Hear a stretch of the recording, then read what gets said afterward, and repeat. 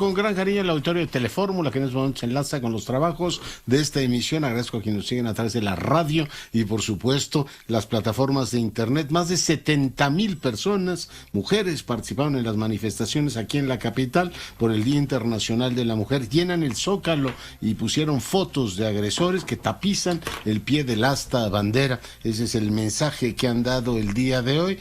Por supuesto, Palacio Nacional tapiado por primera vez. 300 elementos navales participaron en la seguridad de la residencia presidencial. Cambio de argumento informativo: la cifra de refugiados de Ucrania supera ya los 2 millones, según los últimos cálculos de la ONU. Estados Unidos y Gran Bretaña vetan las importaciones de petróleo, gas y energía de Rusia, así lo anunció Joe Biden.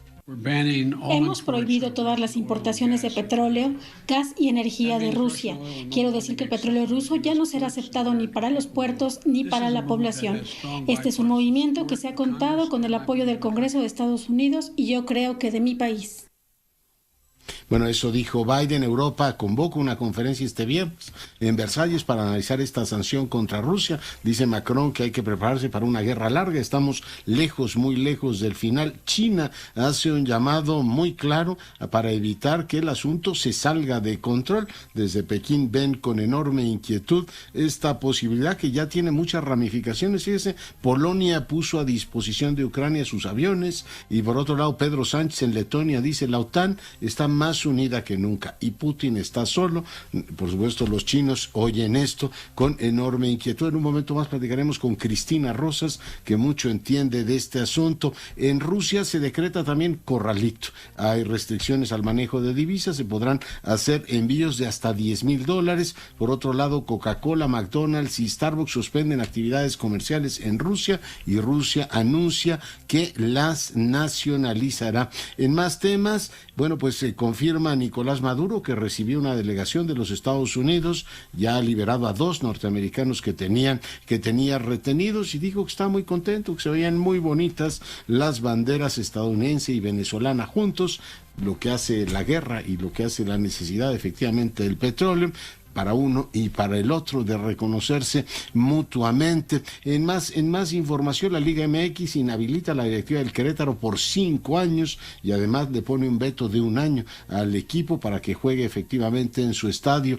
Ratifican solicitud de juicio político contra el fiscal Gertz Manero. Monreal confirma que comparecerá ante la Jucopo y la Comisión de Justicia la próxima semana. Hoy el Universal publica que de las cuentas de la Universidad de las Américas se giró dinero para su familia, un elemento más en la polémica sobre el desempeño del fiscal. Quirino Ordaz es ratificado como embajador de México en España.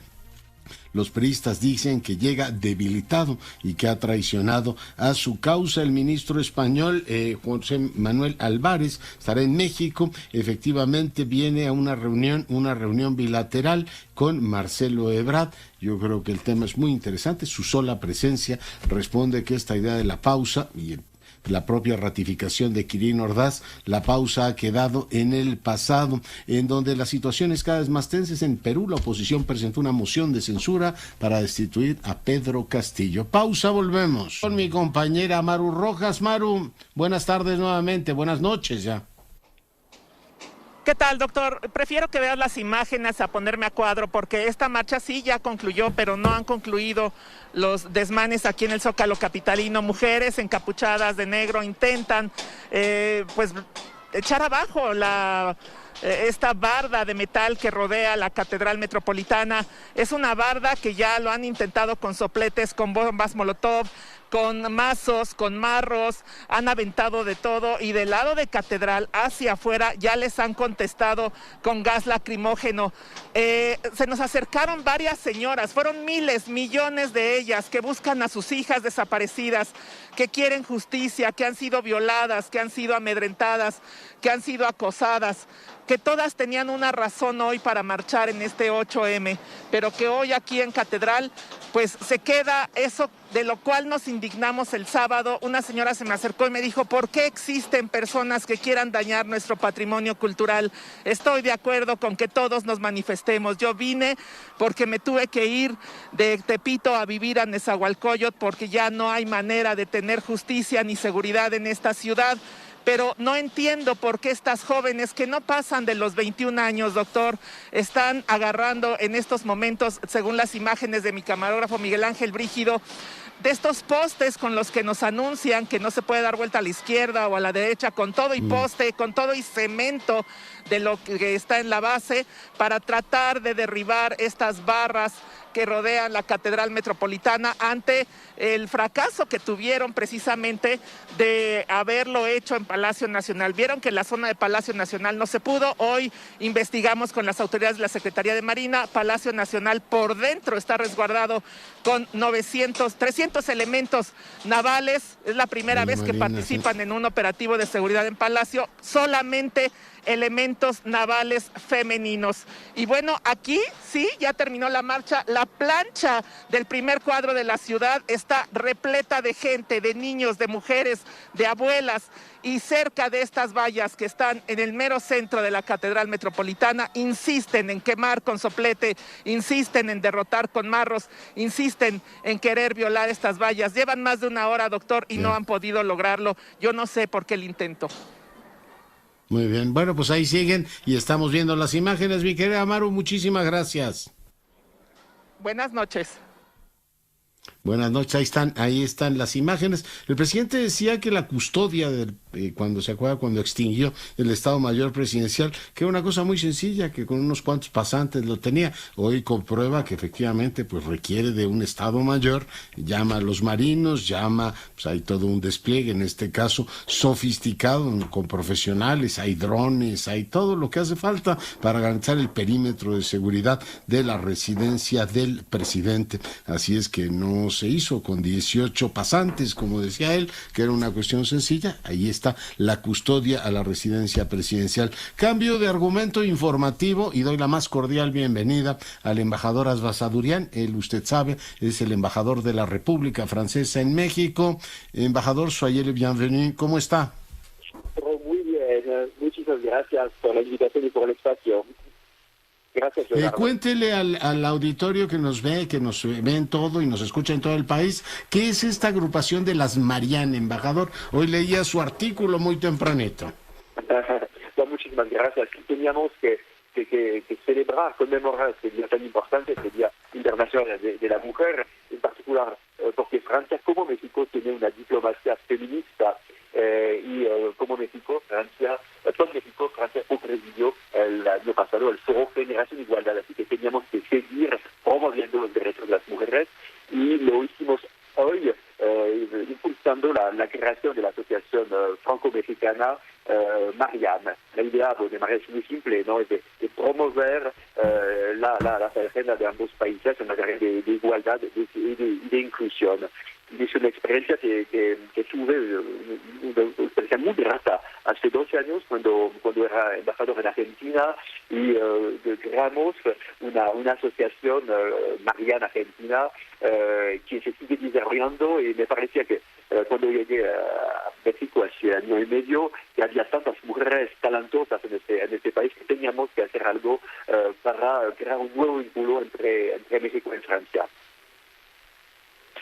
Las Marianne, efectivamente, pues es por supuesto un tema prometedor y me alegro que se siga trabajando en ese frente. Embajador, lo retengo un minuto más para preguntarle, ¿hay alguna novedad o tienes alguna novedad del desarrollo de los acontecimientos en Ucrania? Hoy escuchábamos al presidente Macron decir que ha tenido contactos con la diplomacia china y con otras partes del mundo, que hay que prepararse todavía para un conflicto largo. ¿Tiene usted alguna novedad que compartir con el auditorio?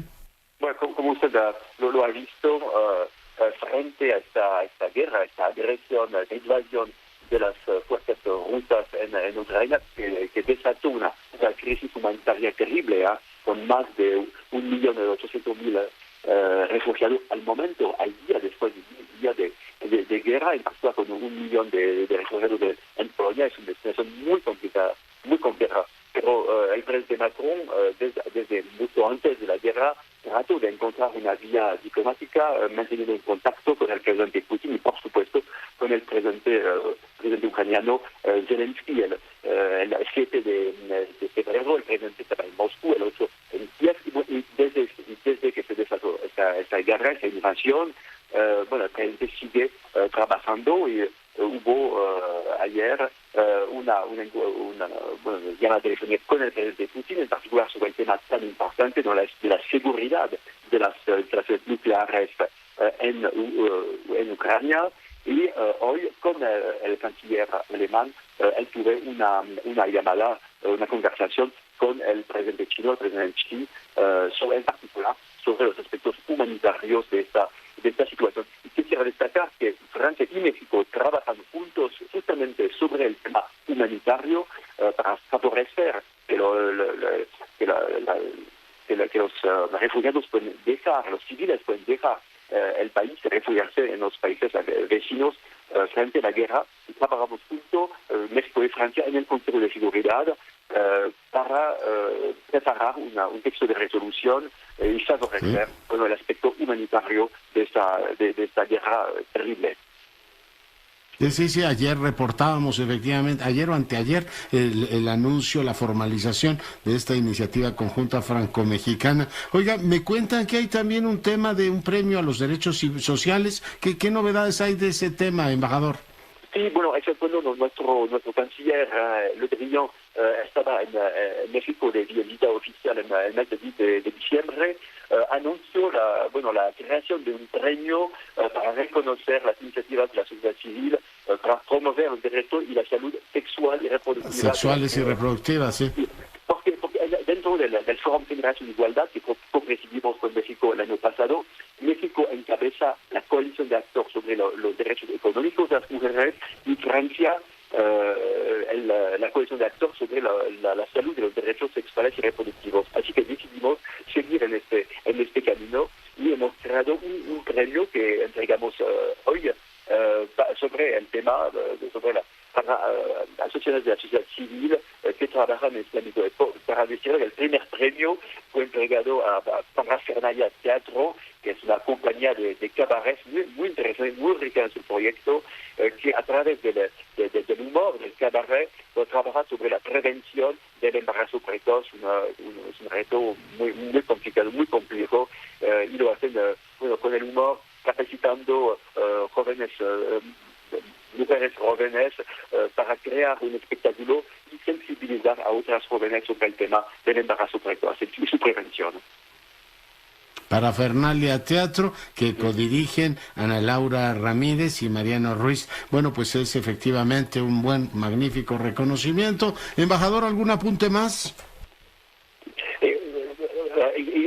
No solamente reconocemos una pero otras, porque dentro de algunas semanas tuvimos más de 30 propuestas muy interesantes por parte de la sociedad civil, así que también hubo otros proyectos que decidimos premiar sobre las mujeres migrantes en caso de violencia sexual o sobre mujeres, el acceso de mujeres al aborto en comunidades desfavorecidas. Así que realmente hubo una propuesta muy interesante y además de eso, empezamos con una segunda promoción de jóvenes estudiantes de derecho sobre el tema del tratamiento jurídico de las violencias hacia las mujeres.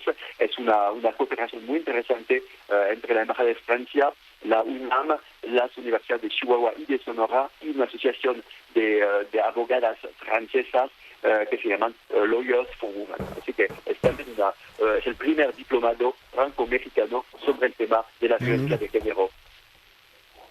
Pues mucha actividad. Excelencia, muchas gracias por la conversación. Muy buenas noches.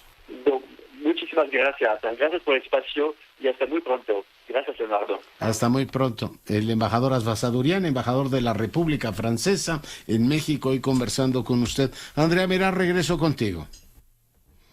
Muy buenas noches, doctor. Los saludo de nueva cuenta desde la plaza del Zócalo capitalino, donde puede ver con las imágenes de mi compañero Uriel Rivas y Luis Ramos cómo todavía esta manifestación de mujeres por el 8 de marzo sigue la afrenta con las mujeres de la Secretaría de Seguridad Ciudadana.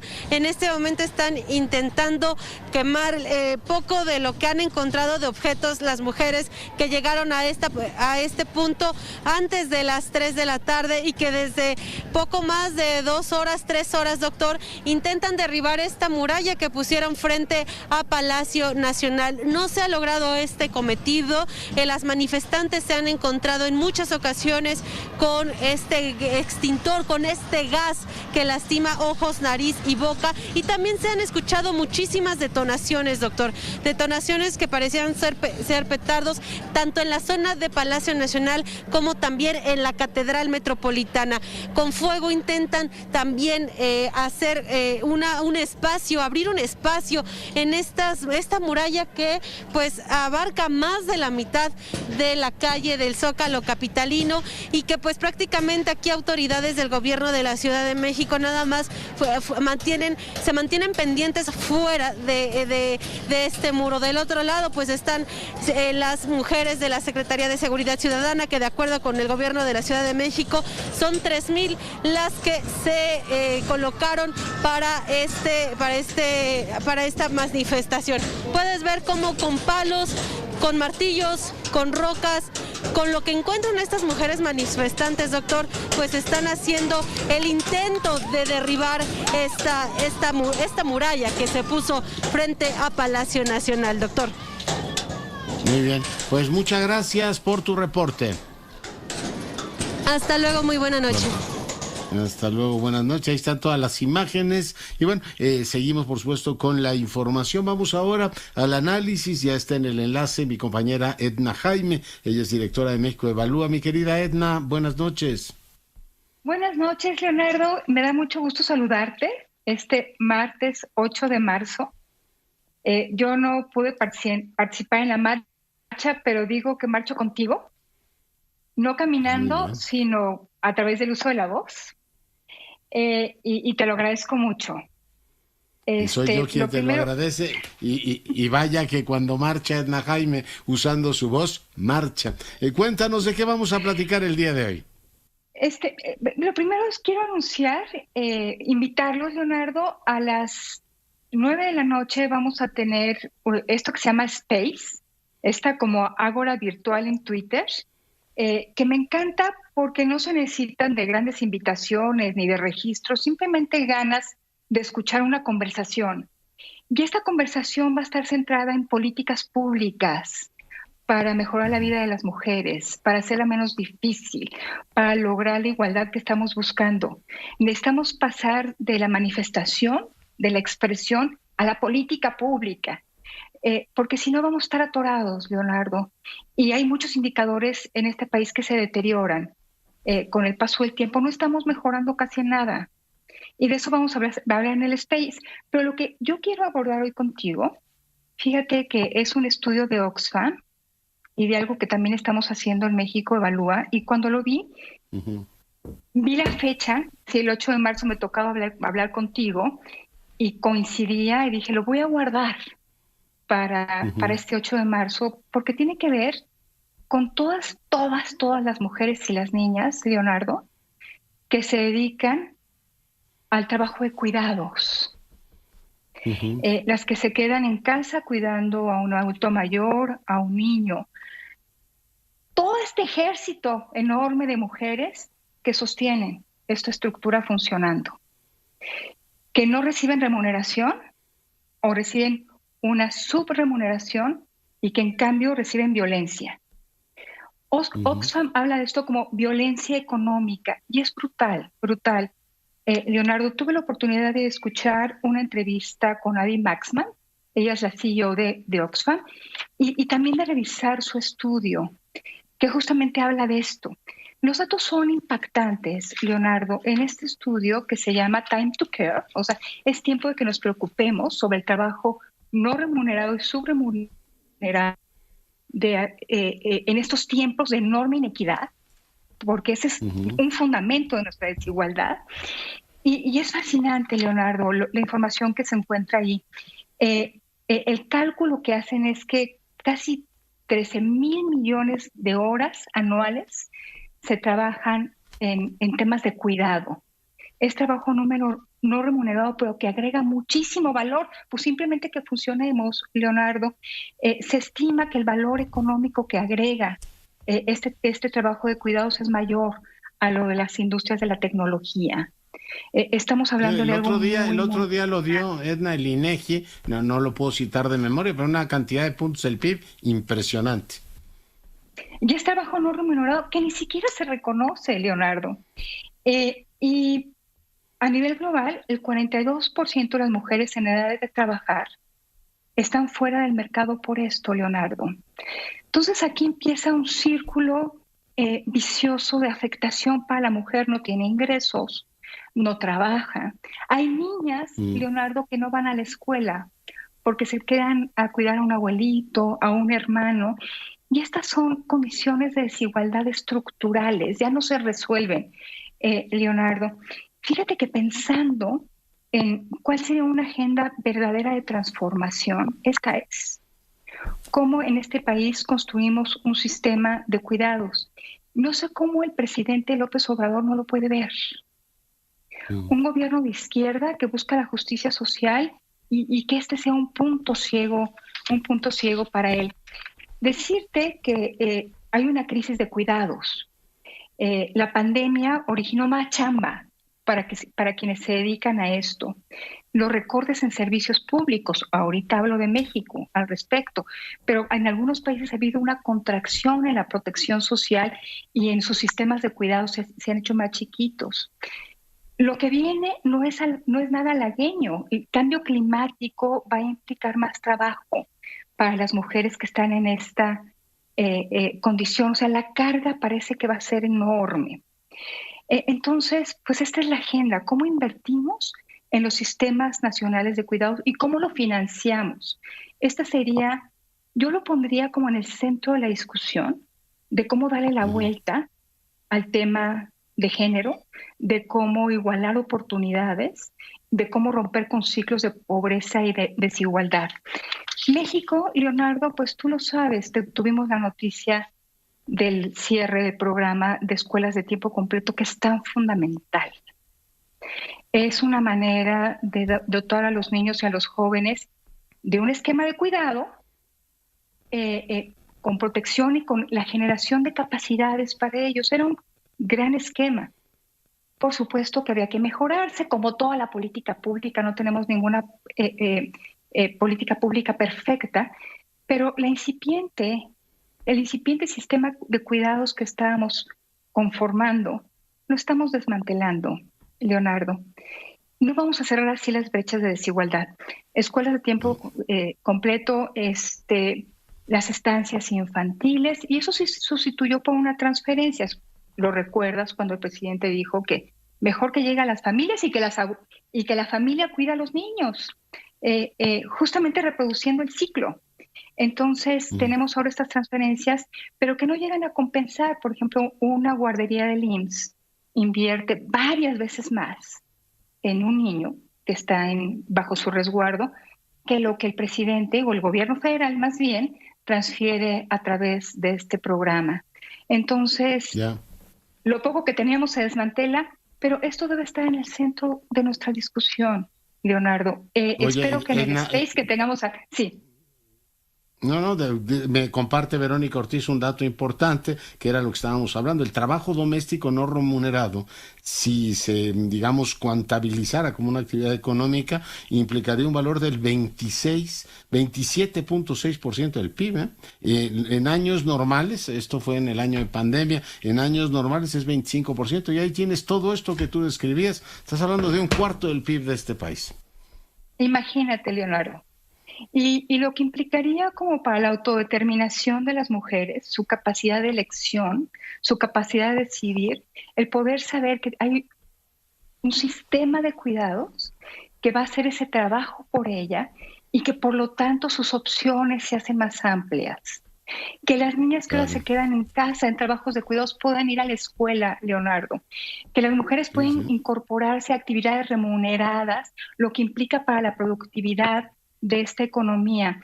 Entonces, aquí yo quiero hacer un énfasis para dar este paso de, ya está el tema en la agenda, ahora vamos a hacer buena política pública. Esto sí nos transforma, esto sí es una cuarta transformación, no desmantelar lo que teníamos, Leonardo.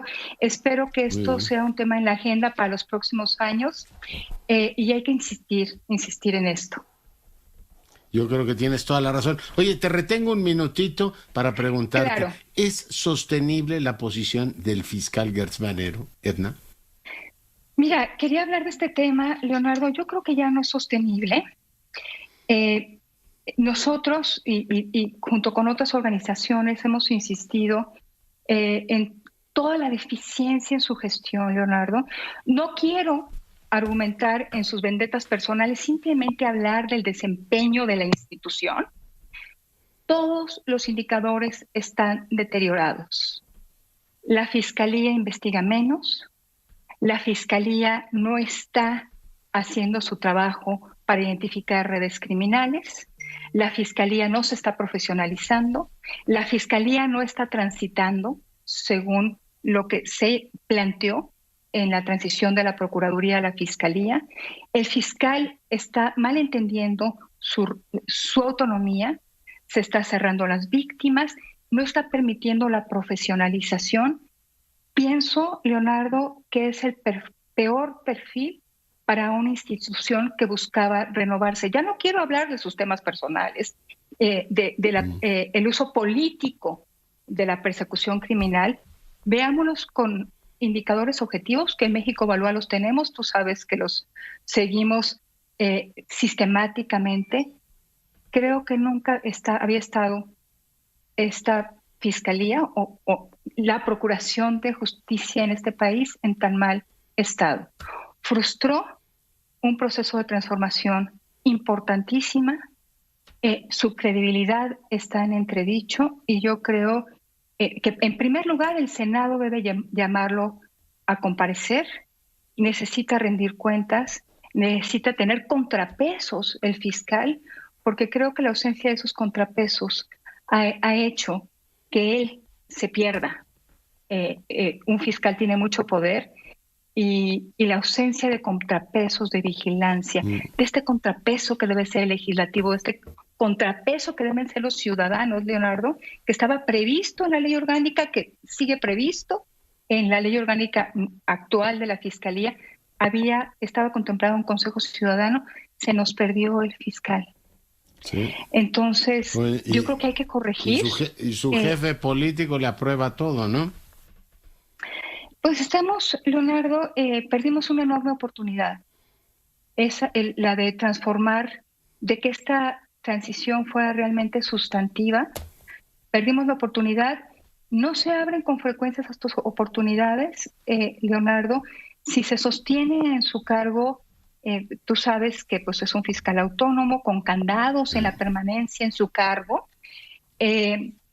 Y bueno, sí. Creo que implica... Oye, y para quitarlo del cargo, por eso decía lo del apoyo de su jefe político, haría falta que el presidente, por motivos graves, lo destituyera y que el Senado aprobara eso. Así es que se ve complicado. Mi querida Edna, como siempre, muy agradecidos contigo. Pues tenemos nosotros. Te mando un abrazo. Pues tenemos nosotros. Cuídate mucho. Vamos, tienen ganas ya de echar el audio. ¿Me permiten que diga una cosa y ya ponemos el audio? Vamos. El tema del espionaje a mí me parece muy delicado.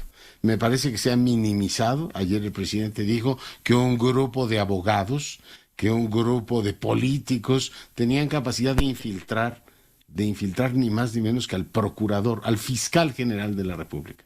Y yo digo que cuando un país no se toma en serio, hace un ratito hablaba de la seguridad perimetral de la residencia del presidente, no se toma en serio el tema de la protección de su comunicación, de sus comunicaciones, se la voy a poner de una manera muy sencilla. Usted imagínese que igual que grabaron al fiscal. Y el presidente dice, no hombre, aquí hay un grupo político, mediático, ahora mismo lo vamos a escuchar. Lo esté grabando el cártel Jalisco Nueva Generación o el cártel de Sinaloa, bueno, igual lo están grabando. Y el Estado mexicano no se entera porque prefiere estar en broncas políticas. Cuando uno se dedica a la bronca política, pierde tiempo en vez de dedicarse a los temas sustantivos. Si estás atendiendo tus asuntos personales, entiendo que descuidas lo fundamental, que es la protección de la comunicación del procurador. El presidente hoy dijo esto sobre el tema del espionaje. Pues tenemos nosotros protección para todo el sistema que tiene que ver con las comunicaciones de seguridad pública.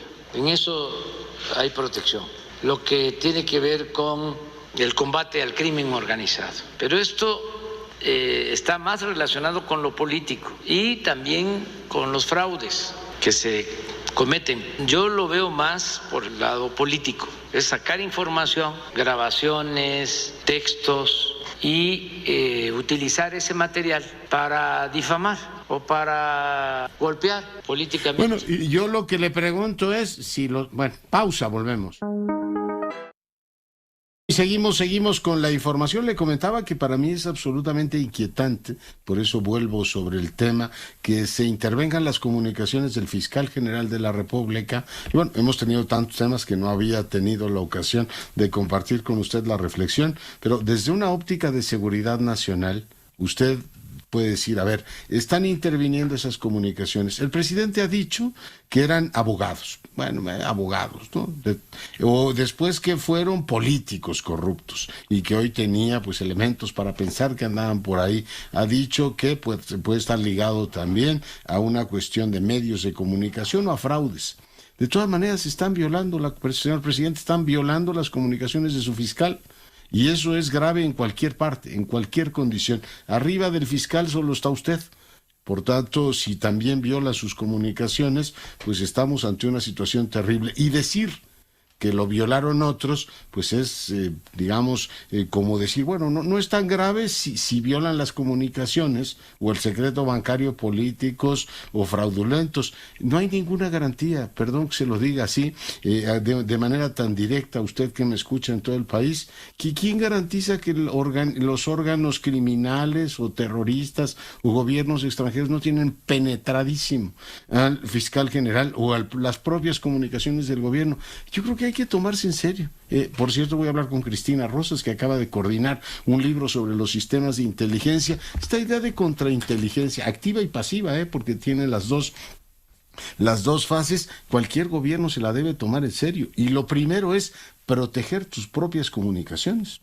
No puedes traer los pantalones abajo en la Fiscalía General de la República y decir, bueno, pues solo me vio el trasero políticos y abogados. Oiga, le acaban de ver, ya sabe qué parte del cuerpo, ahí donde la espalda pierde su honesto nombre, cualquiera que tenga esa capacidad. Así es que a lo mejor el cártel, igual que penetran el fiscal, pues igual penetran a cualquier otro, ¿no? Y por eso el cártel Jalisco Nueva Generación, pues échele un galgo, pues si los tienen todos penetrados. Digo, uno puede deducir eso, ¿no? A partir de esa vulnerabilidad. Por tanto, me sorprende muchísimo, bueno, es una forma retórica decirlo, a estas alturas ya no me sorprende nada, pero que no se tomen en serio desde el punto de vista de lo que es la estrategia de seguridad de este país, el tema de la contrainteligencia. No estamos hablando de un jefe de departamento. El fiscal general de la República fue intervenido hablando con su número 2. Al rato le van a tomar fotos en el baño y eso no lo querríamos ver. En fin, estoy exagerando el argumento ahí con lo del baño, pero yo, si fuese efectivamente funcionario del gobierno, me tomaría en serio esas cosas. Dejo el tema y saludo ahora a la coordinadora de ese libro, María Cristina Rosas. ¿Cómo estás? ¿Qué tal, Leonardo? Un gusto saludarte, al igual que a tu auditorio.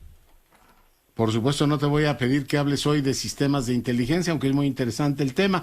Queríamos tu punto de vista, tu documentado punto de vista sobre lo que está ocurriendo actualmente. Sanciones, Joe Biden acaba de anunciar la veda el veto al petróleo, a los energéticos rusos. En fin, ¿cómo estás viendo el panorama, Cristina? Complejo, Leonardo, muy, muy complejo. Estamos viendo, pues, por un lado, la confrontación bélica, una confrontación bélica que me queda la impresión, Vladimir Putin concibió como muy rápida, como que no iba a encontrar mucha resistencia, pero pues sí la ha habido, entonces este conflicto se va a alargar. ¿Cuánto? Pues lo que Putin y Zelensky decidan, y también la comunidad internacional, que básicamente la actitud de la comunidad internacional ha sido sancionar. Hemos visto sanciones de parte de Estados Unidos, de la Unión Europea, de Japón, exportación y sanciones de diverso tipo, desde las económicas, políticas, de viaje, culturales, deportivas, o sea, es una gama enorme de sanciones. Interesante lo de Biden, que decide que no va a comprar hidrocarburos, lo cual puede llevar a niveles estratosféricos los precios de los hidrocarburos, pero también interesante que Biden ya está teniendo acercamientos con Venezuela. Yo imagino que para que inunde el mercado con sus hidrocarburos y no se disparen los precios del petróleo como se puede considerar que va a ocurrir. Sí. Oye, interesante, bueno, efectivamente está ahí, decía el viceprimer ministro ruso ayer, no se van a atrever porque el precio del barril podría llegar a $300. Biden ya se atrevió. Vamos a ver qué hacen los europeos, que son mucho más dependientes del petróleo ruso, pero hay que ver del otro lado también, Cristina, cuánto puede aguantar Rusia sin el petróleo, ¿no? Yo tengo la impresión de que Rusia es un gran poderío militar, pero sigue siendo relativamente débil desde el punto de vista económico. Fíjate que yo he estado revisando el tema de las sanciones y me encuentro con que Rusia, bueno, desde los tiempos soviéticos, claro está, siempre ha sido sancionada. En los tiempos soviéticos había una cosa que era el COCOM, que era un mecanismo para restringirle la venta de tecnologías sofisticadas occidentales, pues precisamente para evitar que Rusia o la Unión Soviética en aquellos tiempos accediera a estas tecnologías que pudiera usar contra los intereses occidentales.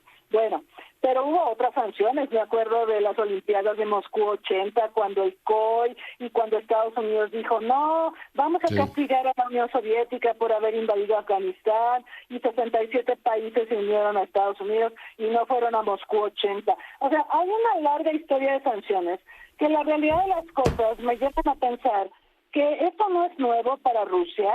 Yo creo que Rusia, bueno, sí las tenía contempladas, quizá lo que estamos viendo ahora pues es un poco más punitivo contra Rusia, pero no es algo nuevo. En 2014, por ejemplo, Leonardo, se castigó tanto a Rusia como a Ucrania por el conflicto en Crimea. A Ucrania la sancionaron con embargos de armas y todo esto para destensar el conflicto con Rusia. Pero lo cierto es que Rusia, con tantas sanciones por tanto tiempo, con tanta duración, se ha vuelto resiliente. Y yo en algún análisis que tú conoces comentaba que, por ejemplo, la pandemia, que se esperaba que causara estragos en la economía rusa, no fue fatal. Y no fue fatal porque precisamente Rusia se ha acostumbrado a vivir con austeridad gracias a las sanciones. Entonces las sanciones, cuando duran tanto tiempo, cuando se prolongan por tantas décadas, como ha sido el caso contra Rusia y la Unión Soviética en su momento, llevan a que los países se vuelvan resilientes, a que se adapten, aprendan a vivir con austeridad, y al final esto merma la efectividad de las sanciones. Entonces sí, por supuesto, tenemos que valorar cuánto pueden durar, cuánto puede aguantar Rusia, pero digamos, desde 2014 para acá, Rusia se preparó, compró oro, fortaleció sus reservas, creo que tiene las reservas de oro más grandes del mundo, por supuesto. Tenía pues, 600 mil millones de dólares en reservas. Sí, pues veremos porque pues también en ese frente se está dando la guerra. Mi querida Cristina, te agradezco mucho el comentario. Claro que sí, con todo gusto, Leonardo, a tus órdenes. La doctora Rosas es profesora de la Facultad de Ciencias Políticas de la UNAM y hoy, para fortuna nuestra, está con nosotros. Y voy ahora con el investigador de jurídicas, Arturo Oropeza, también gran conocedor, gran estudioso de los temas estratégicos. Arturo, ¿cómo estás? Leonardo, buenas noches a tu público, gusto saludarte. Hola, el gusto es absolutamente todo nuestro. Oye, tú conoces muy bien los asuntos internacionales y tengo curiosidad por saber hacia dónde se va a mover China. El día de hoy hizo saber su gobierno que espera que el tema de Ucrania no se salga de control. No sé si está dudando ya de las capacidades de Putin de mantener esta invasión bajo control y no meterse en una guerra más amplia. Pero ¿cómo ves tú el tablero, Arturo? ¿Cuál es tu lectura? Fíjate que cuando empezó este tema, una de las preguntas obligadas era de ver frente a quiénes estábamos, ¿no? Y pues sabíamos que empezaba un evento beligerante que desde luego a nadie nos gustaba, pero tampoco sabíamos con exactitud frente a quiénes estábamos. Estábamos entre puras entidades que habían venido cuestionándose por los últimos años en cuanto a su identidad, ¿no? En ese sentido, por ejemplo, el tema de Rusia pues se asoció de manera automática con el tema de China, y la declaración del 4 de febrero pues a todos nos dejó claro pues que si China decidía echar los tanques a Ucrania, pues era no porque iba sola, sino porque estaba ya muy platicado e iba pues con alguna especie de bendición de China. Ahora, era apenas del 4 de febrero, ahora el 8 de marzo, lo que vemos es un episodio de matrushkas, ¿no? Un juego de matrushkas en el que bien a bien no sabemos, ¿no? Occidente no sabe si realmente está frente a una plática estratégica dialogada ya, prevista ya, por tanto por China como por Rusia, en varios escenarios en los que ellos se mueven con comodidad, sí, o si en verdad estamos viendo algún tipo de un inicio de separación ante los acontecimientos. Para ellos también ha sido totalmente diferente o anárquica la respuesta de Occidente. Creían, se dice, y yo estaría de acuerdo, en que Rusia creía que esto iba a hacerle más fácil. China, como el gran beneficiario subjetivo de todo esto, el 4 de febrero dejó clarísimo que era un frente común contra Occidente, que estaban en oposición a la expansión de la OTAN, que la posición estaban contra el AUKUS, que el AUKUS, como sabes bien, es una entidad del Pacífico y no tiene nada que hacer ahí en Asia del Este, no, digo, con Europa del Este, y que estaban también en contra de manejando una nueva era de democracia, de orden, de desarrollo, de seguridad, en fin, que iban muy juntos en frente de esto. Hoy, como bien dices, tenemos una teoría del péndulo, de la modulación, y ante toda esta reacción global que ha habido tanto en Europa como la pudimos ver la semana pasada ante esta unión del Parlamento de todos los diputados europeos a un aplauso y la unión que hacía mucho no se veía de Europa, China está empezando a cambiar, ¿no? Y China está empezando a girar en un entorno muy estratégico, muy interesante, pues que el día de hoy da la sorpresa y con gran éxito, ¿no? Sí. Oye, pues da la sorpresa y bueno, no, Naciones Unidas se ha abstenido, con lo cual dice, bueno, la alianza con Rusia es sólida como una roca, pero no ha aprobado este tema de la invasión. Tú estuviste en Barcelona, a mí me tocó ver ahí en Barcelona también el despliegue de las empresas chinas. Y yo me sigo preguntando cómo es posible que un país, a diferencia de Rusia, que no tiene estas grandes multinacionales o esta presencia global económica que tiene China para la operación de Huawei necesita pues toda Eurasia, ¿no? Tiene 2 de sus centros relevantes en Suecia, los tiene en Alemania, otros, y opera a nivel euroasiático de una manera importantísima. O sea, los chinos necesitan un mundo más tranquilo y no un mundo de forajidos que anden invadiendo vecinos, Arturo. Pues perdón por un poquito la risa, pero es que tienes toda la razón, o sea, y de ahí la modulación de la política. Es decir, colega, una cosa es que generemos presión y otra cosa es que dé usted el zarpazo, ¿no? Mira nada más el desastre que tengo ahora. Exactamente, y lo dicen muy bien en la declaración de hoy, ¿no? Dice, hoy nos preocupa, pues desde luego, los efectos que se están generando preocupantes contra la economía global, pero yo no quisiera dejar pasar en esto de la famosa respuesta y en esta alianza todavía que hoy se mantiene como una roca, dicho por la propia parte china, la reacción europea, ¿no? Si bien hemos visto de una OTAN dudosa, ¿no? De la cual Macron decía que tenía muerte cerebral todavía en 2021 y que además se dudaba de cómo pudiera reaccionar, porque efectivamente esto era así. La propuesta que hace China es muy interesante porque no es gratuita, ¿no? O sea, dice, yo estoy preocupado, sí me uno a esta preocupación, hay que ir a una contención máxima, hay que evitar esta situación, sí, pero propongo el trabajar en una seguridad común integral de una cooperativa insostenible, promoviendo la construcción de un marco de seguridad europeo. O sea, construcción de un marco de seguridad europeo, pues ya no estaba la OTAN. Y la respuesta de Scholz y de Macron también es increíble. O sea, empiezan felicitando por los Juegos Olímpicos. O sea, caballeros parece así un poco tímida, ¿no? Y de luego atletas, además, de atletas, Arturo. Sí, y la agradecen, y luego además declaran estar dispuestos y comunicados para coordinarse con China en esta nueva construcción, en donde solo en un momento y en una ocasión se habla de Estados Unidos. Bueno, nos remite otra vez ante la pregunta, ¿frente a qué estamos? ¿Frente a quiénes estamos?